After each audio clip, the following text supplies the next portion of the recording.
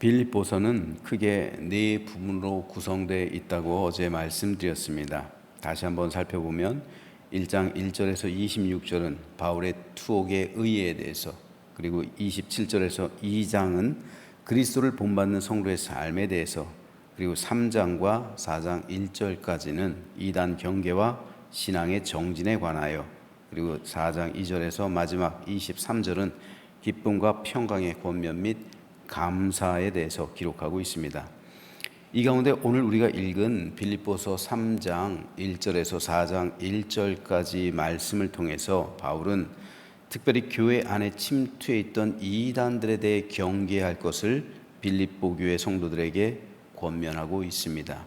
실제로 당시 많은 교회들이 우후죽순격으로 생겨나고 있었던 이단들에 의해서 괴로움당하고 있었습니다. 기독교 이단의 문제는 오늘에까지 이어지고 있어요. 즉 초대교회 때로부터 이단들, 즉 진리를 방해하는 사탄의 무리들이 생겨나서 지금도 진리를 감싸고 있는 교회들을 공격하고 있고, 그리고 비본질적인 것으로 진리를 왜곡하고 있고, 그리고 이단들로 인해서 사람들이 교회에 오는 것을 꺼리게 하고, 그리고 많은 성도들의 영혼을 앗아가고 있단 말입니다. 하나님의 교회에 고통이 되고 있고, 성도들의 믿음을 무너뜨리고 있고, 세상 사람들에게 안 좋은 영향을 끼치고 있습니다. 지금 매스컴을 통해 방영되고 있는 이단들의 모습을 보십시오. 얼마나 참담합니까? 하지만 세상 사람들은 이단들을 이단이라고 보질 않아요. 그냥 교회 일부분으로 봅니다. 그래서 교회를 한꺼번에 싸잡아서 비난합니다. 그들은 이단에 대해서 잘 모르기 때문에 교회가 다 그렇다고 생각하는 거예요. 그런데 그 이단들의 문제가 그 순수하고 뜨거웠던 초대교회 당시에도 있었다는 말입니다. 그래서 이단들이 교회들 가운데 침투해서 교회를 혼란케 하고 성도들의 믿음을 무너뜨리고 있었던 겁니다. 그래서 바울은 그런 이단들을 향해서 개들, 행악자들, 손할례당이라는 표현을 써서 아주 강하게 비난하고 있습니다. 그런데 이 말이 다른 서신이 아니라 기쁨의 서신이라 불리는 빌립보서에서 쓰였다는 것이 문제예요. 이 말인즉슨 그 좋았던 빌립보 교회 안에조차 그런 이단들이 이미 들어와 있었다는 겁니다. 대표적으로 두 가지 이단의 모습이 빌립보 교회에서 보였는데, 첫째는 유대 율법자들이었고 둘째는 반도덕주의자들이었습니다. 유대 율법주의자의 문제에 대해서는 고린도 전후서 그리고 갈라디아서를 통해 충분히 살펴보았습니다. 즉 할례를 비롯해서 모든 율법을 지켜야 구원을 얻을 수 있다는 할례파를 의미하는 겁니다. 그리고 반도덕주의자들은 소위 말하는 영지주의자들이에요. 지금 바울이 빌립보서를 쓸 당시는 영지주의자들의 초기의 모습이에요. 이 영지주의가 얼마나 나중에 교회에 심각한 도전을 줬냐면은 2세기, 즉 사도 요한이 죽고 나서, 사도 요한이 약 100년경에 죽었잖아요. 그리고 그 이후 2세기 100년, 서기 100년대, 여기에서 교회는 영지주의와 한판 전쟁을 벌여요. 굉장히 큰 싸움이 있었습니다. 모든 교회 전체와 그리고 영지주의자들, 교회 안에 있는 영지주의자들과 전쟁을 벌이게 돼요. 그래서 굉장히 큰 교회 분열과 그리고 교회의 상처가 된 것이 2세기의 교회 문제예요. 지금 바울은 이 영지주의의 싹을 보고 있는 거예요. 영지주의가 이미 들어와서 자라고 있는 거예요. 그리고 2세기에 본격적으로 교회의 고통이 되는 거예요. 그런데 그런 교회가 승리할 수 있었던 이유는 바로 바울의 이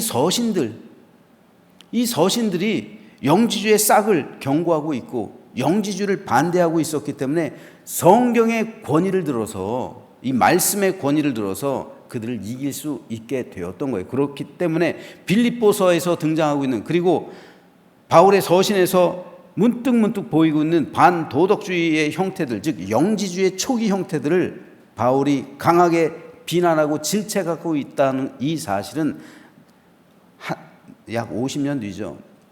한 세기 뒤에 있어서 이 교회에게 있어서 아주 큰 힘이 되었던 거예요.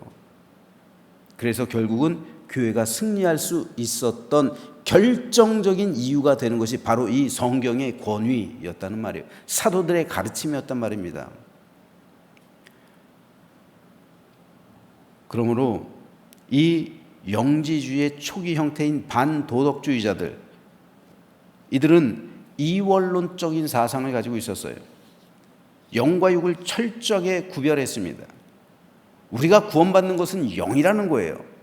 심지어는 가현설까지도 나왔어요. 가현설은 예수님께서 이 땅에 실제로 몸으로 오신 게 아니라 영으로 오셨다는 거예요. 그래서 부활하셨다는 겁니다. 그러므로 육은 쓸모없다는 거예요. 이것이 영지주의에서 파생한 그런 이론들입니다. 그렇기 때문에 구원의 날에 우리의 영혼이 구원받는 거지, 우리 육신은 세상에서 흙으로 돌아간다는 거예요. 썩어진다는 겁니다. 소멸된다는 거예요. 그러므로 육신이 이 땅에 있을 때 쾌락 가운데 사는 것을 지상 최고의 행복으로 여겼던 거예요. 그래서 그들은 쾌락 중에서, 육신의 쾌락 중에서 가장 즐거운 음행을 일삼은 거예요. 이 땅에서 쾌락 그리고 사치 가운데 많은 이 육신을 위한 즐거움 가운데 사는 것을 행복으로 여긴 겁니다. 그 결과 이들의 삶은 도덕과 윤리에서 벗어나게 돼요. 세상 사람들이 판단하는 모든 도덕과 윤리적인 잣대를 넘어가게 된다고요. 그리고 이들의 주장처럼 우리의 육신은 소멸되는 거예요. 그래서 바울은 예수님의 재림 때 우리 육신 역시 부활하게 될 것이라고 말했던 겁니다. 빌립보서 3장은 유대 율법주의자들이라는 이 이단, 그리고 영지주의자들이라는 이 초기 이단에 대한 바울의 비판, 그리고 그들을 경계하라는 권면을 기록하고 있습니다. 구체적으로 빌립보서 3장은 세 문단으로 나눌 수 있습니다. 11절까지는 율법주의자들에 대한 경계 및 그리스도를 향한 바울의 열망과 믿음의 의에 대해서, 12절에서 16절은 신앙의 표대를 향해 달리는 경주 자세 및 지속적인 신앙 정진의 권면에 대하여, 그리고 17절에서 4장 1절은 반도덕주의자들에 대한 경계 및 천국 시민권자로서의 소망과 확신을 권면하고 있습니다. 이 가운데 오늘은 반도덕주의자들에 대해 경계하고 있는 17절부터 4장 1절까지 말씀을 한번 살펴보겠습니다. 형제들아, 너희는 함께 나를 본받으라. 그리고 너희가 우리를 본받은 것처럼 그와 같이 행하는 자들을 눈여겨보라. 내가 여러 번 너희에게 말하였거니와 이제도 눈물을 흘리며 말하노니 여러 사람들이 그리스도의 십자가의 원수로 행하느니라. 이 반도덕주의자들이에요. 이단들 다 포함하는 겁니다. 그들의 마침은 멸망이요, 그들의 신은 배요, 그 영광은 그들의 부끄러움에 있고 땅의 일을 생각하는 자라. 그러나 우리의 시민권은 하늘에 있는지라. 거기로부터 구원하는 자 곧 주 예수 그리스도를 기다리노니 그는 만물을 자기에게 복종하게 하실 수 있는 자의 역사로 우리의 낮은 몸을 영광의 몸의 형체와 같이, 자기 영광의 몸의 형체와 같이 변하게 하시리라. 그렇죠? 영주의자들은 몸은 무익하다라고 말하고 있지만 우리의 몸 부활하게 될 것이다. 그러므로 이 땅에 살아갈 때 이 몸을 죄의 도구로 주어서는 안 된다는 바울의 강한 의지와 결단을 이야기하고 있는 겁니다. 끝으로 나의 형제들아, 주 안에서 기뻐하라. 너에게 같은 말을 쓰는 것이 내게는 수고로움이었고 너에게는 안전하니라. 여러 번 반복했다는 거예요. 같은 말을 계속한다는 거예요. 빌립보 교회에 있을 때도 이 말을 했다는 거죠. 너에게 같은 말을 쓴다는 거예요. 내가 똑같은 말을 계속 반복해서 이 말을 하는 것이 나는 수고롭지 않다는 거예요. 그리고 너에게도 안전하다는 거예요. 이 말을 지켜야. 왜냐하면 빌립보 교회는 이미 유대 율법주의자들의 이단뿐 아니라 영지주의자들이 침투해서 바울이 전했던 믿음을 훼손시키고 있었기 때문입니다. 실제로 그로 인해 성도들의 믿음이 혼란하게 되었고 교회 위기가 되는 거예요. 그래서 바울은 이들을 가리켜서 18절에서 그리스도의 십자가의 원수라고 말하는 거예요. 십자가의 원수를 교회 내 침투해 있는 이단들이라고 말하고 있는 겁니다. 그래서 바울은 19절에서 이들의 마침은 멸망이요 그들의 신은 배요 그 영광은 그들의 부끄러움에 있고 땅의 일을 생각하는 자라고 말하고 있는 겁니다. 지금 이단들에게 꼭 맞는 말이죠. 이만희, 정명석 이들을 비롯한 수많은 이단들이야말로 그리스도의 십자가의 원수들입니다. 그들의 신은 배예요. 즉 자기 배를 위해서 하나님을 이용하는 사탄의 앞잡이들이란 말입니다. 그들은 자기 쾌락을 자랑스럽게 내세우지만 그것들은 하나님 앞에서 수치스러운 일이라는 말이에요. 결국 그들에게는 하나님의 진노하심 밖에 남아있지 않습니다. 아마 이들은 천국과 지옥을 말하고는 있지만 실제로는 부인하고 있을 겁니다. 천국과 지옥이 없었으면 좋겠다 말할 거예요. 특별히 지옥이요. 그들이 천국에 들어가겠습니까? 자기들도 천국 못 들어가는 거 알아요. 자기 양심이 있어서. 바울의 말대로 이들의 마침은 멸망이에요. 지옥이란 말입니다. 이만희가 살면 얼마나 더 살겠어요? 지금 승계 작업하고 있대잖아요. 뭐를 승계하는 겁니까? 돈을 승계하는 거예요. 통일교도 그렇고 재산 승계 작업하는 거예요. 그들의 신은 돈이란 말입니다. 배예요, 배. 즉 세상에 먹고 사는 것, 물질 문제, 이것이 실상 그들의 신이란 말입니다. 그래서 돈을 승계 작업하고 있는 거예요. 정명석이 쾌락을 누린들 얼마나 더 누리겠어요? 그들에게 하나님의 심판날은 점점 다가오고 있어요. 하루하루가 아까울 겁니다. 이것이 그들에게는 끔찍한 고통이 되고 있는 거예요. 그래서 하나님께서 사람들에게 주신 가장 공평한 선물은 시간이에요. 시간. 이들에게 이 시간은 천금과 같을 거예요. 회개해도 안 된다는 것을 이들은 깨닫고 있을 겁니다. 그러므로 천국과 지옥은 가장 공평한 하나님의 은혜의 수단이에요. 우리는 이 때를 위해서 살아가고 있는 거예요. 우리 성도들에게는 영원한 하나님 나라의 안식일, 그리고 이런 그리스도의 원수들에게는 영원한 멸망과 저주가, 이것이 하나님의 가장 공평한 은혜예요. 하지만 바울은 현실 속에서 이런 자들로 인해 눈물을 흘리고 있다고, 여러분에게 간구하고 있다고 고백하고 있습니다. 왜 그렇습니까? 그들이야말로 지옥 가는 것은 당연한 거예요. 정명석 지옥 안 가면 누가 지옥 가요? 이만희가 안 가면 누가 가요? 그런데 이들에게 휘둘려서 믿음을 버리고 그들에게 동조한 사람들은 어떻게 된단 말입니까? 이들 역시 거짓 선지자들에게 속아서 거짓 선지자들이 가는 지옥으로 함께 떨어질 수밖에 없는 거예요. 이만희를 하나님으로 섬기는 사람들이 어떻게 천국 가요? 이만희와 함께 지옥 가는 거예요. 정명석을 메시아로 믿고 따르는 사람 역시 정명석과 함께 지옥불로 떨어지는 거예요. 그러니까 이단이 끔찍하단 말입니다. 이단에 빠진다는 것은 결국 나도 그 이단과 공동 운명체가 되는 것을 의미하는 것이기에 절대로 이단에 발을 들여서는 안 돼요. 그래서 바울은 이단들과는 말조차 섞지 말라고 말하는 거예요.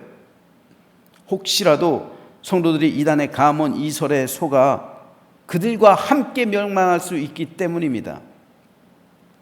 반도덕주의자들, 영지주의자들은 몸의 부활을 부인하던 사람들이었습니다.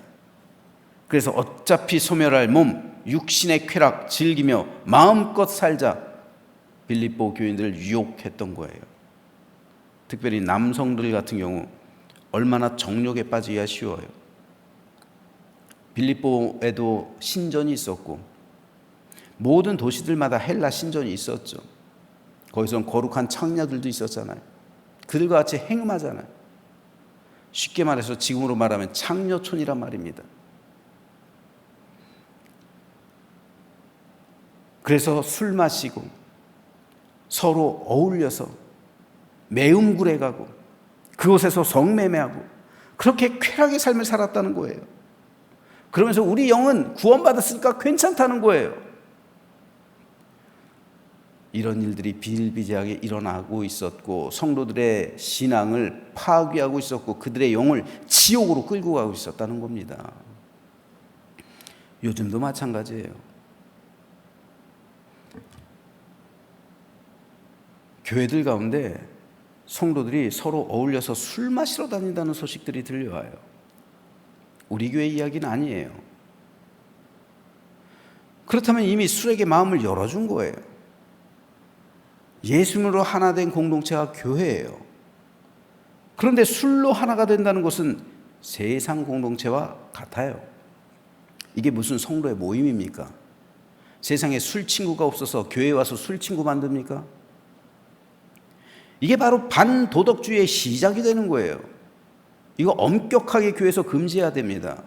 우리 교회 혹 성도들끼리 끼리끼리 모여서 술 마시는 사람들이 있다면 회개하고 절대로 하지 마세요. 금지입니다. 그러면 안 되는 거예요. 하지만 바울은 말합니다.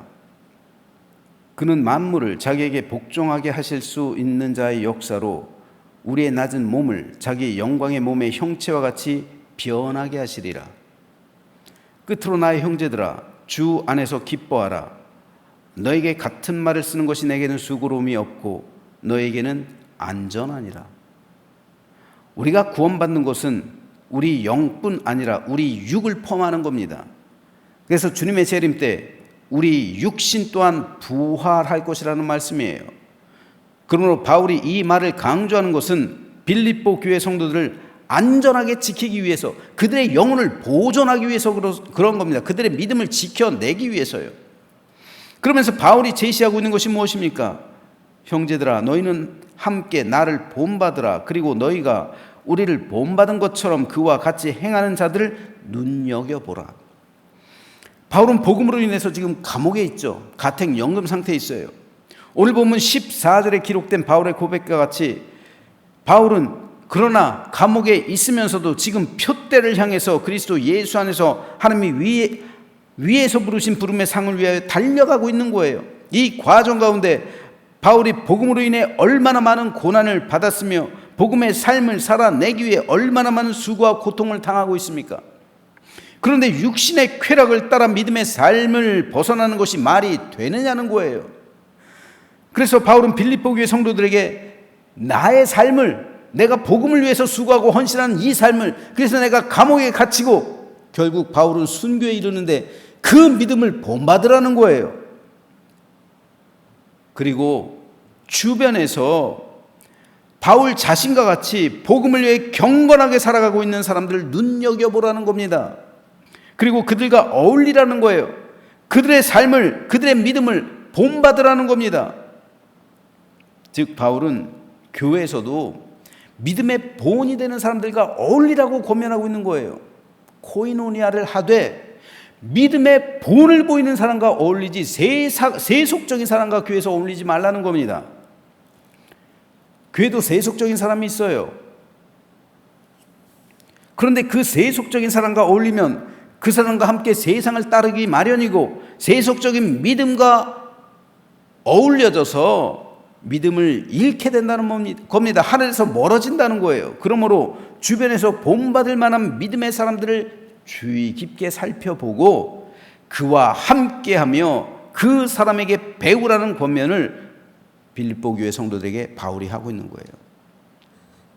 세상 사람들은 어떤 사람을 주의 깊게 살펴봅니까? 내가 뭔가를 배울 수 있는 사람. 부자 옆에 가야 부자에게서 얻어지는 콩고물이라도 먹는다고 그러잖아요. 부자 옆에 가면 세상에서 돈 버는 법을 알게 돼요. 이 세상 사람들의 사귐입니다. 그래서 어떻게 해서든지 부자 옆에 가려고 그래요. 하나라도 배울 수 있고 정보라도 얻을 수 있고. 그래서 부자를 사귀라고 그러는 거예요, 세상 사람들은. 그리고 그 옆에 가야 나도 조금이라도 부하게 될 수 있기 때문에 부자들과 사귀라고 말하는 거예요. 내가 배울 것이 있는 사람들 옆에 있으라는 겁니다. 이것이 세상 사람들의 사귐의 그러한 본질이잖아요. 하지만 그리스도인은 그게 아니에요. 그리스도인은 내가 믿음을 배울 수 있는 그 사람과 같이 있으라는 거예요. 그런 사람들을 눈여겨보라는 거예요. 내가 저 사람에게서 어떤 믿음을 본받을 수 있을 것인가. 그리고 내가 본받을 수 있는 믿음을 가진 그와 함께 하라는 겁니다. 그 사람을 본받으라는 거예요. 그 사람의 열정, 그 사람의 진실, 그 사람의 정직, 그 사람의 삶의 깨끗함, 이런 것들을 본받아서 그와 함께 하라는 거예요. 이것이 성도의 교제입니다. 그런데 교회에서 술 친구를 사귄다고요? 안 되는 거예요. 그러므로 우리는 이 권면에 따라 첫째로 나 자신이 누군가 본받을 만한 믿음의 사람들이 되어야 하는 거예요. 내가 본받을 만한 사람이 되어야 누구에게가 영향력을 미치는 거죠. 이 역할을 감당하는 사람들이 교회 리더들이에요. 따라서 평신도 지도자들은 누군가 본받을 만한 사람이 되어 주어야 합니다. 그래야 그 교제로 인해서 교회가 사는 거예요. 근데 교회 리더들이 맨날 만나서 말하는 게 세속적인 이야기, 남의 흉보고 그냥 뒤에서 남의 험담하고 이러면 교회가 안 되는 거예요. 뭘 배우겠어요? 배울 게 하나도 없는 거예요. 둘째로 아직 믿음이 연약한 성도는 믿음의 본이 되는 사람과 어울려야 돼요. 그래서 세상적인 사람과 어울리게 되면 재미는 있을지 몰라도 반도덕주의로 흐르기 쉽고 내 믿음엔 결코 도움이 되지 않아요. 그래서 그리스도인의 코이노니아가 중요한 겁니다. 저는 이 바울의 권면에 따라 우리 교회 모든 성도가 그리스도 안에서 참되고 진실한 교제를 하게 되기를 소망합니다. 그래서 우리 모두 표대를 향해서 그리스도 예수 안에서 하나님이 위에서 부르신 부름의 상을 위해 달려가며 그날에 영원한 하나님 나라에 동참하는 거룩하고 복된 우리 모두가 되시기를 주님의 이름으로 축원합니다.